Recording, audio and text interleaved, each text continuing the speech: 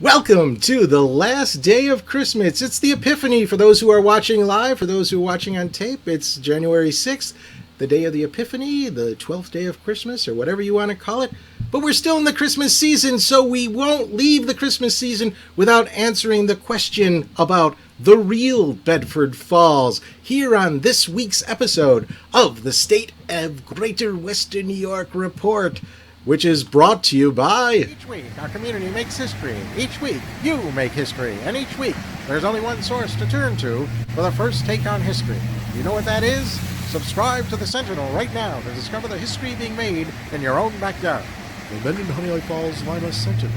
More than just your news, it's your history. Welcome, everyone, to this edition of the State of Greater Western New York Report. Join us each episode as we discuss fantastic topics ranging from history to science to the strange and the wonderful, as well as the treasured spirit with which our region has infused America. We challenge you to consider all things Greater Western New York, from our region's very beginnings to how it inspires, how it empowers, and why it is so admired. Here's the host of the State of Greater Western New York Report, Chris Carosa. Hi there, and welcome everyone to this week's version of the State of Greater Western New York Report. I'm Chris Carosa, your host, as the man says.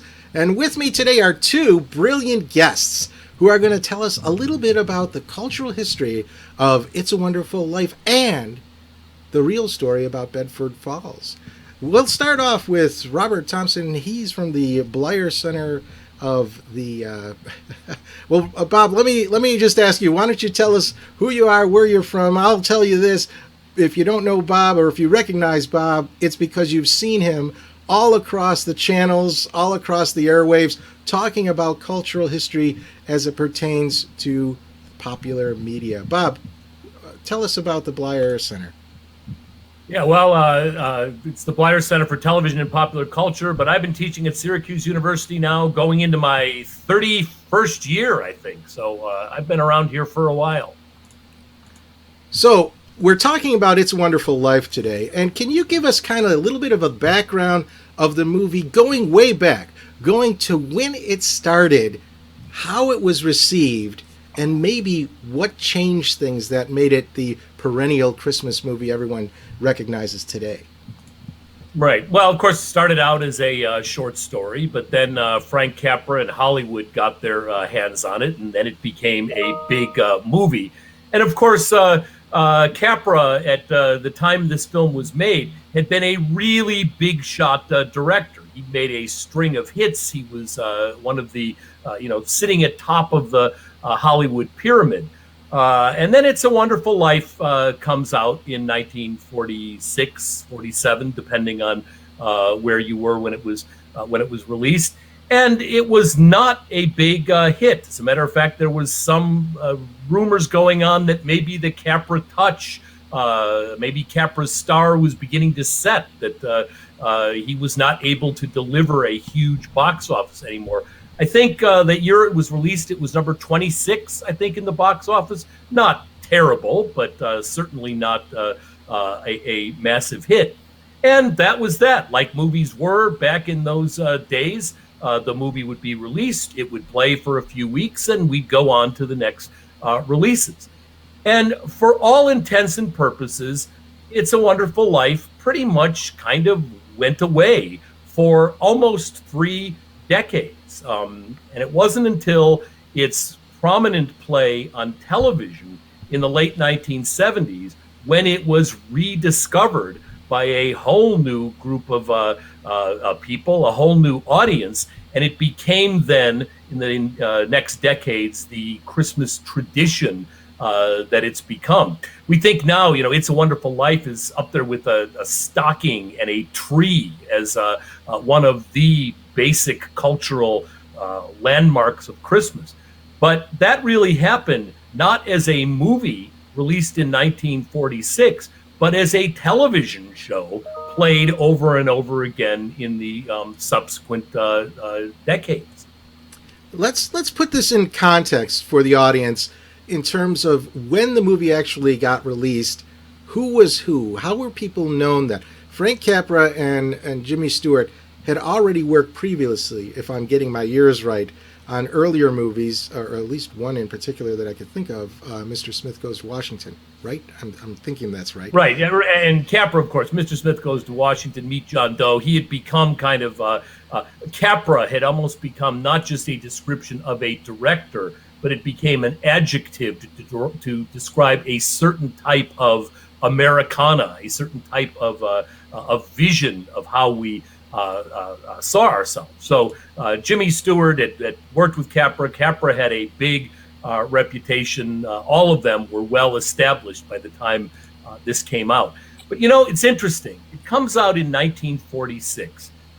This would have been the first Christmas fully without a war, and it really nostalgically is celebrating a way of life which was already, by that point, really on the wane. This idea of Main Street and this notion of what America and what the American dream was all about. When this movie came out, the GI Bill, the growth of the suburbs, everything was about to change in the United States in significant kinds of ways, and all of which would make that Main Street Bedford Falls thing seem like something from ye olden days. As a matter of fact, it was already on the wane. But that's kind of consistent with Christmas stories. Way back, one of the first Americans to really write significantly about Christmas and influence the holiday was Washington Irving in the Sketchbook back in 1819, 1820. And the 5 big Christmas stories that were in that bestseller, if you could call it that, at the time, were these nostalgic looks back to Christmas as it was on a British manor centuries before. So Christmas has always been, I think, about celebrating something that was really already passing, if not having passed. And It's a Wonderful Life, when you watch that movie and you think, okay, this was made in the post-World War II era, celebrating the very kinds of definitions of America that were changing and already changed in significant kinds of ways. So that's kind of ironic. It was nostalgia at the time it was released, and yet when it became popular in the 70s, it had this aura of nostalgia. It's sort of like the mirror looking in the mirror kind of infinity. Right. I mean, for one thing, it was in black and white. By the time most people saw this film in the 70s, they were watching it on a television screen, and by the 1970s, most people already had color TV. So this already announced itself, long before it was colorized, announced itself as being something old, something from another time in the era of black and white. So it comes out in the 1970s, partially because the copyrights had lapsed. It was television stations were able to get this and play it over and over very inexpensively. The story still had a copyright, but the film didn't. And certainly that's, as a teenager, when I first saw It's a Wonderful Life, was on TV, and multiple times because it was playing constantly.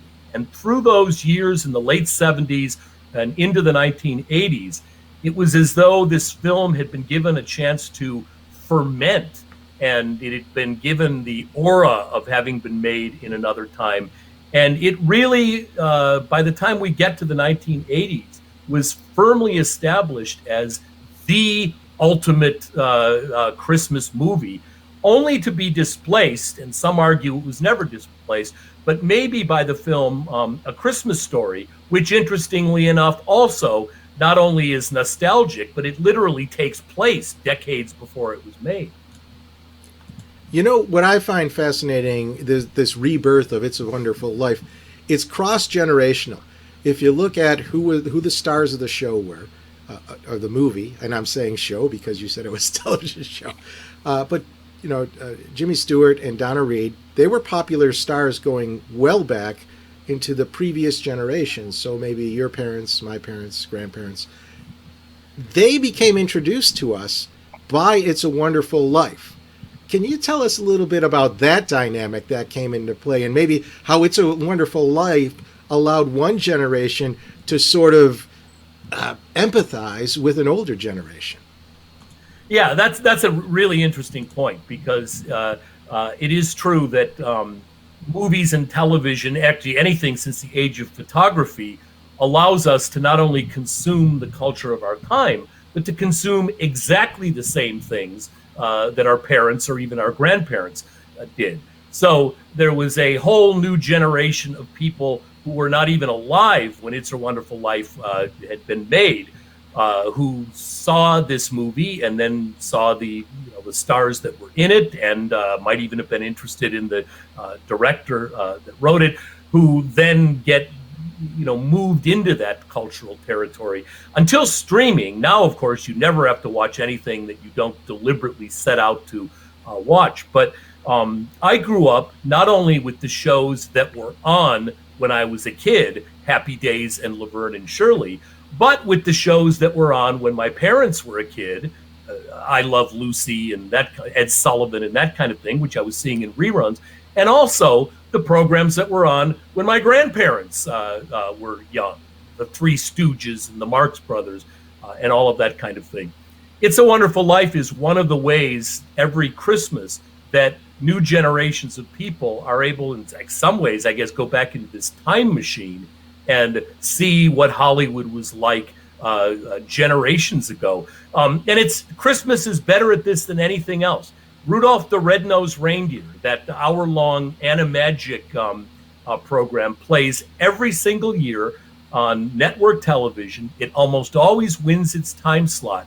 We're talking about a program made in the Johnson administration that still continues to have get enormous audiences, many, many decades after it was first made. It's a Wonderful Life has got that same quality. One of the few things in black and white, Wizard of Oz is another, and even that goes to color, that people will still kind of tolerate and watch year after year. I have to laugh because I remember those shows too, the Three Stooges, and the other thing that I remember, and this is again dating me as well, remember when shows would broadcast that they were in living color. Oh, because yes, color TVs were just coming out. Yes. So it's when Disney's The Wonderful World of Color first came out, it was almost hallucinogenic, fireworks and butterflies and this explosion of color to essentially do two things. One, say, aren't you glad you've got a color TV? And secondly, to say, can't you imagine how great it would be to see all this stuff on a color TV? And I remember I was a little kid. So whenever the in living color or this show is filmed in color would come up, I would always ask my parents, how come it's still in black and white? Because we just had a black and white TV. So one more context thing, and because I think this is kind of instructive to the power of It's a Wonderful Life. Jimmy Stewart, when was his last really big movie hit prior to the 70s? I mean, I got to think that it had to be earlier. I mean, what was there something after Liberty Valance? I can't. Yeah, remember. well, he went off to war, so that he was in the yeah. service. So that actually interrupted, and this was one of the first big things that he did after that. He ended up doing a television series. Didn't last very long, but he even did a television series in the 1970s. But it's interesting how this was by no means his biggest hit. However, for most living Americans now, if you say Jimmy Stewart, they're not going to list the many other bigger box office hits that he was in. They're going to say It's a Wonderful Life. This film has given him a degree of immortality across the generations that other enormous stars don't have. Even a big star like John Wayne. I mean, that guy was about as big a star as you could possibly get. If I say the word John Wayne to my 20-year-old students, like as not, they're not going to be able to name a single movie he was in. Many of them may have never heard of him. I one time mentioned John Wayne, and somebody thought I was referring to John Wayne Gacy, the serial clown killer guy. That shows how quickly fame can change. But if you can manage to make your way onto a classic, and by the way, a Christmas movie is the best way to do that. How many more people watch It's a Wonderful Life than Citizen Kane, for example? And in that sense, if you can get into the queue of tradition, It's a Wonderful Life managed to get into that thing that we've got to watch it. It's something we do at Christmas, like making cookies or something like that. That managed to put them in a way. John Wayne was in, what was that, Three Godfathers, I think, a Christmas type movie, but it never reached the kind of thing that he did. Whereas just when you think you're going to forget Jimmy Stewart, November rolls around and there he is all over again. Well, if you're going to, and we got to go to a break, but I just got to add this in. If you've got students who don't know who John Wayne is, show them The Man Who Shot Liberty Valance, because they know who Jimmy Stewart is, and that's a brilliant metaphor for them forgetting John Wayne as an actor. All right, we got to go to a break. We'll be right back. Through the mists of time, nature and man have both created and buried treasures beyond the imagination. With the ages, these riches slowly dissolve into mere myths until they are forever forgotten. But there are those brave souls who tirelessly cling to the truth, ever seeking to discover the undiscovered, to reveal what has always been there, to uncover the hidden gems of a land thought forsaken but loved by millions.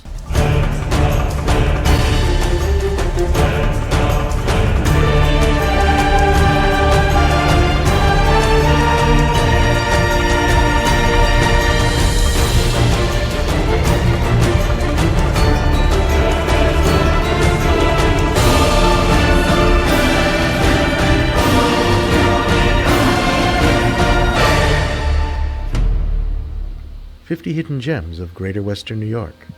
Discover the secrets in your own backyard. Buy your copy now at 50hiddengems.com.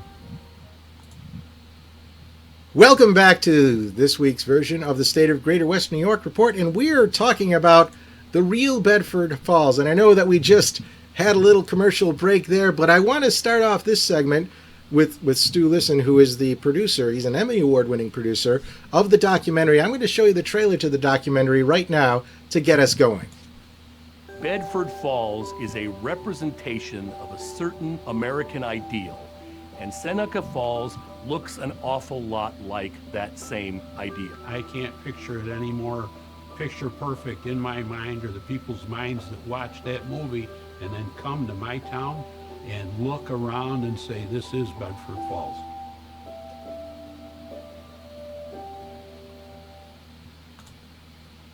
There we go. Very good documentary. I had a chance to look at it. And Stu, why don't you just tell us quickly a little bit about yourself and maybe what initially inspired you to do this documentary? Well, Francis De Clemente, my co-producer, and I had always been fascinated by the possibility that It's a Wonderful Life could have been influenced by the town of Seneca Falls. And the idea that the trajectory of the movie was possibly altered by Frank Capra's visit to Seneca Falls was fascinating. The local word has it that he came up and got a haircut and was asking questions about the town and about the bridge. What's the story of the bridge? So let's get right. So this is what happens when you're a one-man show. One-man band, I should say. So let's get right into the idea that, well, first of all, we all know Frank Capra never said that Seneca Falls was Bedford Falls. But there's a lot of interesting clues. Go over some of the clues. Let's start with the geography clues. What about the movie? What little hidden Easter eggs were there in the movie that might show us that Bedford Falls was Seneca Falls? Well, a lot of upstate New York towns are mentioned in the movie. Elmira, Rochester, also Buffalo. Also, it was also mentioned that in the original screenplay, Cornell University was mentioned, but the word was that they were afraid that Cornell would want royalties, so they left that off. But there's certainly this triangle of areas around there, and of course Genesee is used in the movie, and that's and also in upstate New York town, Genesee Street. That's right. Genesee Street is the main street in the movie. You have to look hard to catch it, but it is in there. The main street in Seneca Falls, by the way, is not called Genesee Street, but it is, 5 and 20, right? That's the main road. Oh, it was the old Genesee Turnpike, if I remember correctly. Right. That was the historic name for that street or whatever, that roadway. Yeah, maybe we'll do a future show on roads in Western New York, but that was the main show. Tell us about the bridge and the significance of the bridge, and maybe what did you, when you first heard the story of the bridge, what went on in your head? Well, Capra had asked questions about the bridge, and of course, in the short story that the book, the movie was based on, The Greatest Gift, there was not the bridge and people jumping in and rescuing people. That was not in there.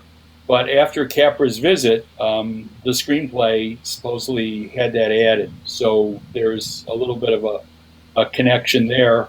Also, this is kind of a touchstone for Seneca Falls, because a lot of the local inhabitants feel that this whole legend, when Antonio Veracali jumped off the bridge to rescue this young woman who had attempted suicide and saved her but lost his life in the process, that's part of the whole aura that surrounds everything. He honored the community, and the community honors him, the plaque says. Now, tell us a little bit about the making, maybe a bit of the behind the scenes of the documentary. You were able to include some people who were actually involved in the movie. How did you find them? How did you locate them? What revealed itself in the research that you undertook while looking into the movie? Well, the wonderful thing was there's a Wonderful Life Museum, and every year the original cast has been coming back to be part of this celebration. It's a Wonderful Life celebration. So Zuzu, who you see on the screen there, who Carolyn Grimes, who plays Zuzu, she comes every year, and she's absolutely amazing. And she's the one, obviously, that phrased the immortal comment. An angel gets his wings every time a bell rings. And then Jimmy Hawkins, who's one of the little Bailey kids. And we had a wonderful time. In fact, you can see Jimmy in the back of the photograph. And then Bob Dotson, who was our narrator and writer, we got involved with him because he's a Syracuse University professor, and he voiced it. And it was just a wonderful, happy coincidence that we got all these people involved. Frank Capra's granddaughter, and Leonard Maltin, who actually had been to Seneca Falls years ago with a friend, had watched a movie there, and he was very versed at what Seneca Falls looked like, and he wanted to be part of this, and so that was wonderful too. So how long did it actually take you to make the documentary? From the vision to the actual completion, was about a 2-year process. We were so lucky to have Yossi Kimberg do the editorial, who is Jerry Seinfeld's editor, who cuts comedians in cars getting coffee. And, we had a lot of wonderful people get involved, camera people and writers and things like that. And then, of course, we got Bob Thompson, who tied everything together so neatly. He's throughout the documentary. So tell us a little bit about what it was like to win an Emmy for this documentary. Now, I know you've already won before, but every time it's special. So tell us what you felt when you won it, and maybe what some of the comments were from the judges. Well, it was a really wonderful experience. This year they did a remote Emmy. They usually do it. It's a wonderful event when it's held in New York City. There's over 1,000 people there up on stage and everything. But this year, because of the pandemic, they could not have the the live event again. So they spread it throughout New York State. I think one of the groups of announcements was made down on Broadway. Another was made on the Brooklyn Bridge. And our series there, they announced at Niagara Falls. And we were kind of a little bit nervous. You always are before, an announcement. But when the woman who was doing the announcement said, "Oh, from Niagara Falls to Bedford Falls," we knew we were in pretty good shape. But it was very exciting, and we've had a lot of tremendous feedback. People loved it, and everybody says if you're a fan of It's a Wonderful Life, you have to have this in your library. So tell us about how Seneca Falls received it. I am assuming that you had a showing or a screening in Seneca Yes. Falls. Tell us Yeah. what their reception was. Well, we had a pre-screening when we had a rough cut, which was very well attended. It was standing room only. And then this year, it was standing room only again, and we got a big round of applause, and people loved it. It was a wonderful response, and many people in the town showed up, and it was just wonderful. I think we had 400 people there. It was great. We have a question from the audience here. They want to know where they can see. How can they obtain a copy of this documentary? Well, it's streaming on Vudu and Amazon Prime and Google TV, and you can also get the DVDs, on Amazon, and they're all over Target, everything. So it's widely available. It's streamed, and it's also if you'd like the DVD just as a keepsake to have. It's a wonderful accompaniment to having the actual film itself. I'm laughing because there's another question that came in, and this is for both of you guys. All right.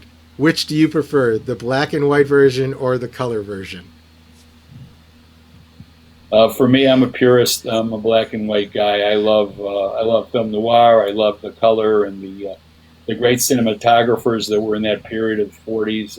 I just love the look of a black and white film. I think, I know Capra wasn't real happy about the color edition either. Maybe Bob can shed a little light on that too. Yeah, Bob, what do you think?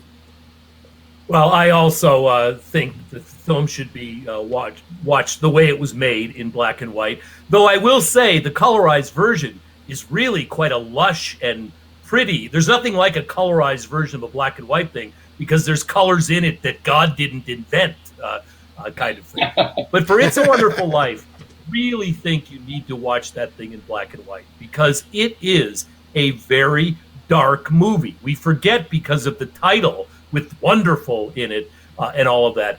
But that movie is not only about ultimately being happy with your home and the place you grew up, but it's also about the oppressive nature of home. I mean, that major character spends most of that film desperately trying to wipe the dirt from his shoes of that town and get out of there. He wants to see Rome. He wants to see Paris.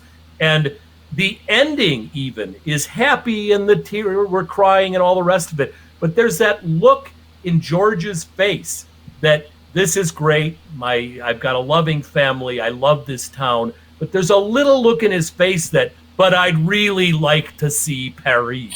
And I think black and white communicates that so much better than the colorized version makes the Christmas tree look fabulous.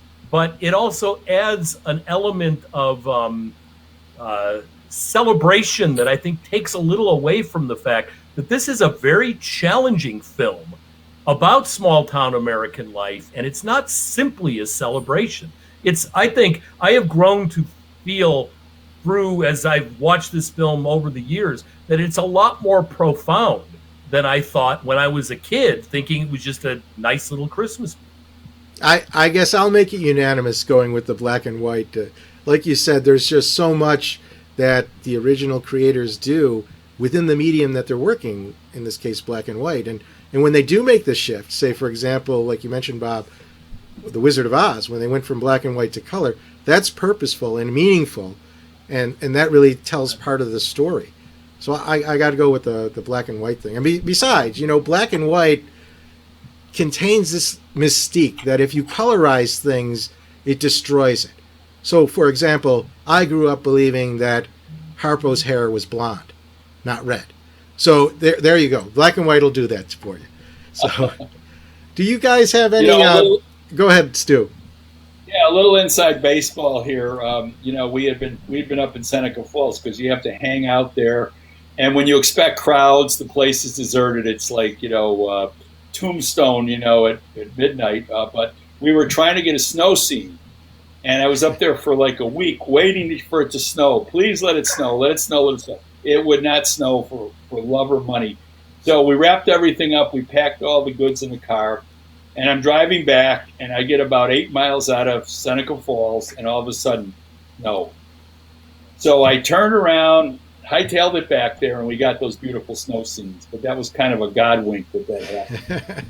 I was going to say, you didn't have a box full of snowflakes in your prop kit there to help out? But no, they actually, the actual movie, they pioneered the use of this artificial snow because I guess it was like 90 degrees, when they were filming, and people were running around with overcoats on, and it was really kind of traumatic for them. Yes. I still can't get over the fact that you would need snowflakes in artificial in Western New York, or that you're waiting a week for snow. I don't have to wait a week for snow in Syracuse in May, much less. Really? It all depends how close you are to the lakes. So thank you, Bob. Thank you, Stu. This has been a great show. Thanks for coming on. Thank you, listeners, for watching live. And remember, if you're watching this on tape or in our archive on our website or on our YouTube channel or Facebook page, just go to greaterwestnewyork.org, sign up, and you can get invited to the private audience live showing every Thursday at noon. So thanks again for being on today's show. And with that, we're going to say bye-bye for now.